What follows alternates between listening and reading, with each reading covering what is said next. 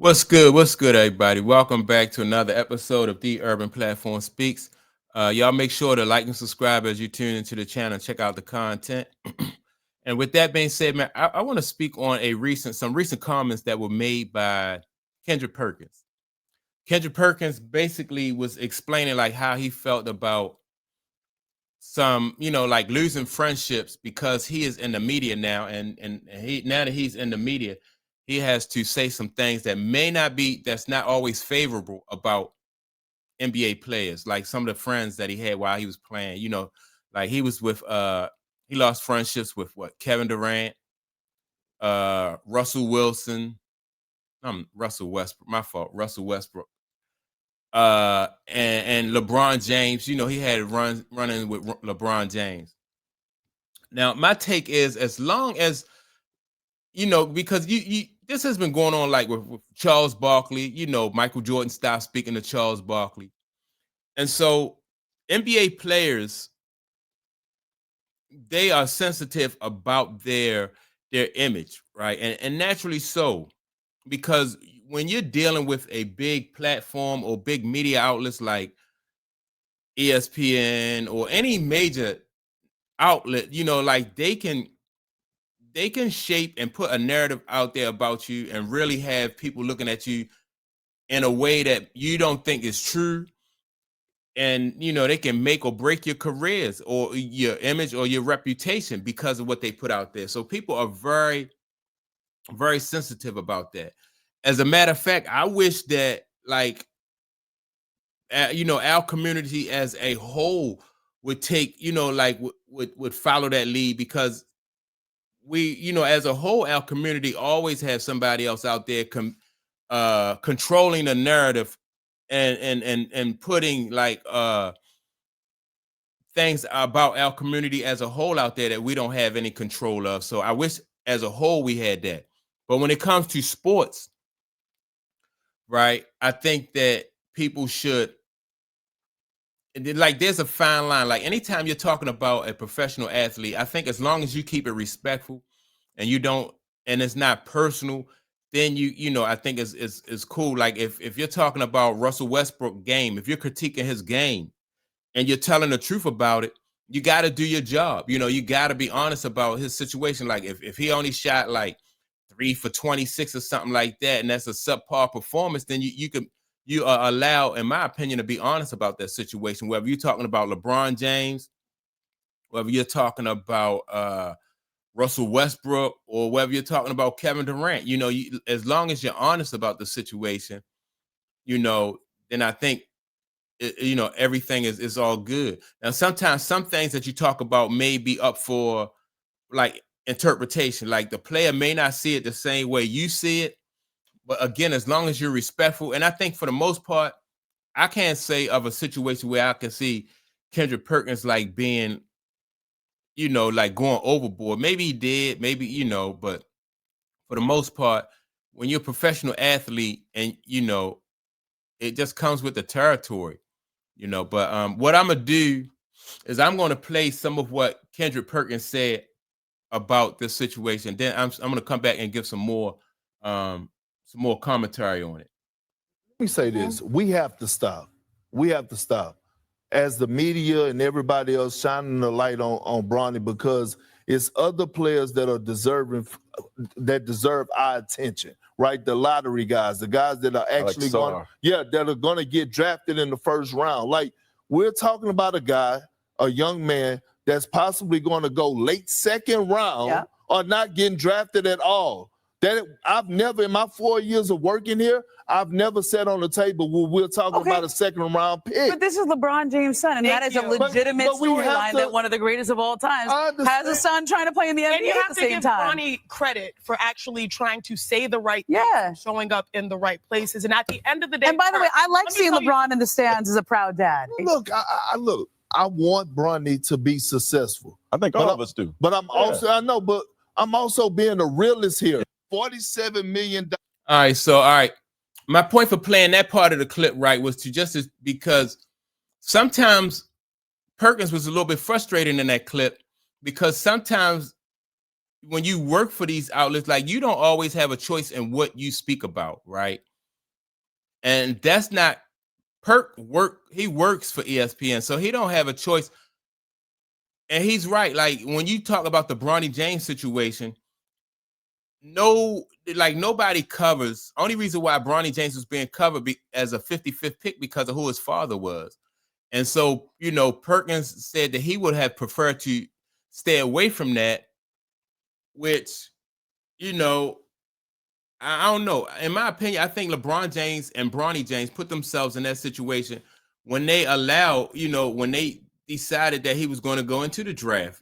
Quite naturally, they're going to talk about your son if he get drafted, especially he getting drafted to a position and at a point in the draft where he's not even qualified to be even the 55th pick of the draft, number one. And number two, he wouldn't have been drafted if at that point if LeBron wasn't his father. So that's not on Perk. That's not on anybody who talks about it. As long as now if LeBron James don't want you to talk about it, then what he's trying to do right then is censor. He's trying to censor the media, and control the narrative.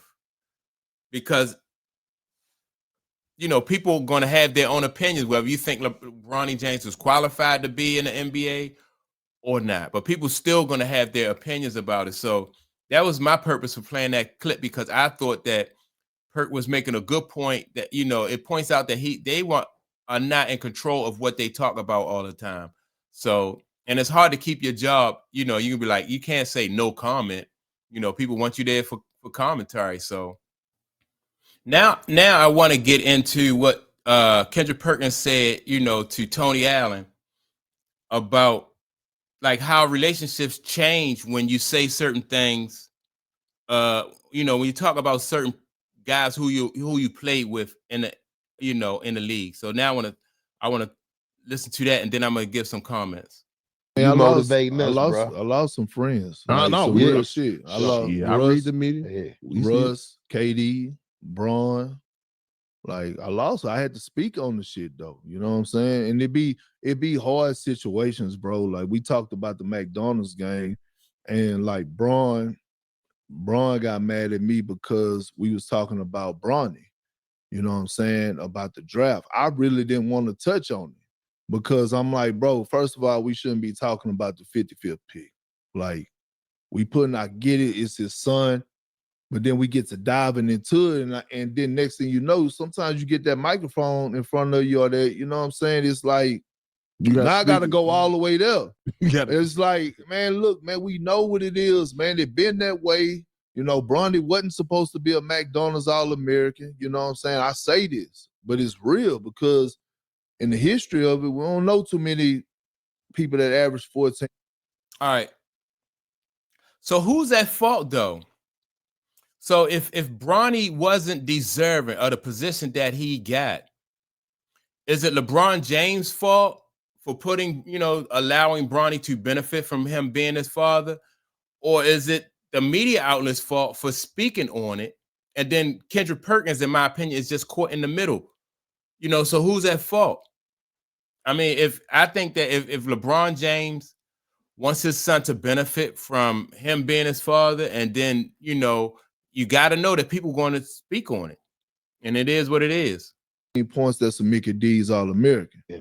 You know what I'm saying? I don't even believe he made All-State in California. I'm not trying to shit on him. I'm keeping it real. If you speak in basketball history, on the come up with things, you gonna speak on that. But on the flip side of it, I got a little kid that was in Bronny class that was ranked above Bronny from my hometown in Beaumont named Wesley Yates. You know what I'm saying? He was averaging 30. And as soon as they got a month away to get nominated, Bronny jumped him, but this man averaging 30. He been ranked above him this entire time. I got my whole town mad at me because I ain't speak on that shit. You know what I'm saying? So it be those. Yeah, so, and that's another point that Kendrick brings up, right? That there's pressure from not only just the media outlets, but then like where you come from and your people in your circle, they want you to keep it real. They want you to be honest about their situation, because they want you to keep it real because they want you to, you know, like have some level of account of authenticity. You know, they want you to be credible, you know. So if you go on TV and you get on these media outlets and you're not honest and you don't, you know, you sell out and you don't have your credibility, then you can lose your audience or you can lose your fan base on that end, you know. And so I think when you put yourself as an NBA basketball player or any professional athlete, you put yourself on that stage, then you're going to be open for criticism. And it's really hard to, you know, it's really hard to control the narrative that these big media outlets put out about you. So, you know, they drag, when Russell Westbrook was at, you know, with the Lakers, they drug him, you know, like they made him out to be the scapegoat.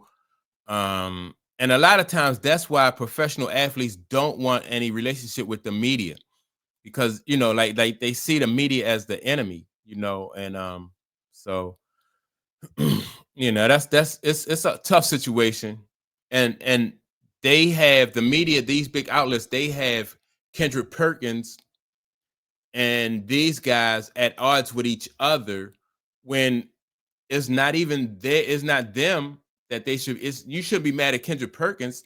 You should be mad at the outlets, you know, like the outlets, if they put out something that you don't, you know, something that you don't like, or put out there something that you don't think is true, you got to be more so mad at the you know, at the media outlets, ESPN or whatever outlet put any information out there about you.